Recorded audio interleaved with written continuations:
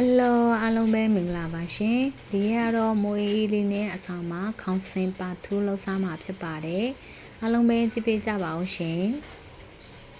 ဒါလေးကတော့သုံးမဲငါးလေးတွေဖြစ်ပါတယ်ဒီနေရာမှာကိုကြိုက်တဲ့ငါးကိုသုံးလို့ရပါတယ်ကစီကတော့ဆလာဘီယာငါးနဲ့ငါးတစ်တာငါးလေးကိုသုံးထားပါတယ်ဝယ်လာတဲ့ငါးတွေကိုရေစင်းတန့်စင်ပြီးတော့အရသာမိုးလေးတွေနေပြီးတော့9မိနစ်လောက်နဲ့ထားမှာဖြစ်ပါတယ်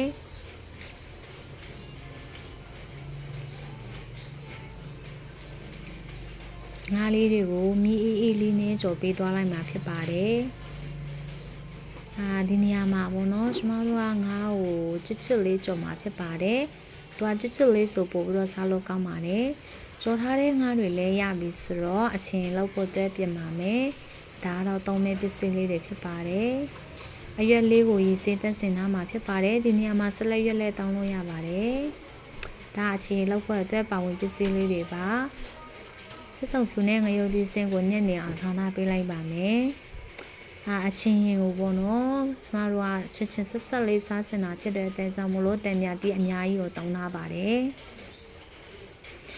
အချိုရတာလေးလည်းအနည်းငယ်ထည့်မှာဖြစ်ပါတယ်ကြိုထားတဲ့ထညက်ရည်လေးကိုထည့်ပြီးတော့တန်မြတီးလေးကိုညှစ်ထည့်မယ်ပြီးလို့ရှိရင်အရသာမိုးလေးကိုပေါ့နော်ကိုလိုအပ်တယ်လို့ထည့်မှာဖြစ်ပါတယ်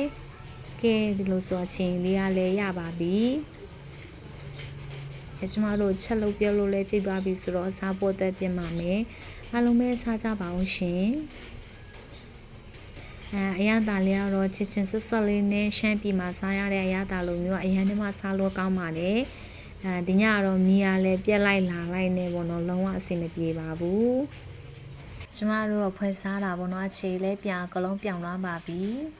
အားလုံးပဲကြည့်ပေးကြလို့ကျေးဇူးတင်ပါတယ်ရှင်ဘိုင်ဘိုင်